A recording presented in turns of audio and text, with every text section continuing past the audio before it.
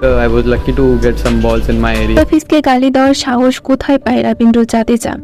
রেগে আগুন অধিনায়ক ঋতুরাজ গায়কোয়াড়, কঠিন শাস্তির মুখে রবীন্দ্র জাদেজা। গতকাল লখনৌ সুপার জায়ান্টসের বিপক্ষে চেন্নাইয়ের বোলিং ইনিংসের 11তম ওভারে বোলিং করতে আসেন রবীন্দ্র জাদেজা।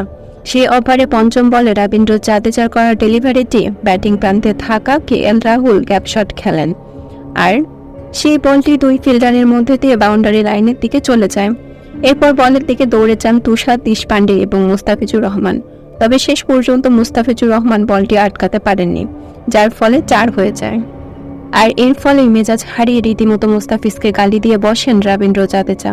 তিনি চাইছিলেন বলটি ফেরাতে, মুস্তাফিজ কেন ড্রাইভ দিল না এবং নিজের সর্বোচ্চ দিয়ে চেষ্টা করল না। তবে ক্যামেরার অন্য অ্যাঙ্গেল থেকে স্পষ্ট দেখা যায় মুস্তাফিজ যদি ড্রাইভও দিত তবুও বলটি ফেরাতে পারত না, কেননা মুস্তাফিজ এবং বলের মধ্যে অনেক বেশি গ্যাপ ছিল। তবে রবীন্দ্র জাদেজা বাউন্ডারি খেয়ে মুস্তাফিজকে রীতিমতো গালি দিতে থাকেন। তাই তো এবার খেলার মাঠে মুস্তাফিজকে এভাবে গালি দেওয়ার ম্যাচ শেষে সংবাদ মাধ্যমে এসে চেন্নাই সুপার কিংসের অধিনায়ক ঋতুরাজ গায়কোয়াড় বলেন, মুস্তাফিজ বাউন্ডারি বাঁচাতে সর্বোচ্চ চেষ্টা করেছে, কিন্তু সে বলটি ফেরাতে পারেনি। এতে করে তার কোনো দোষ নেই, তাই বলে তাকে গালি দিবে এটা কোনো খেলোয়াড়ের মধ্যে পড়ে না।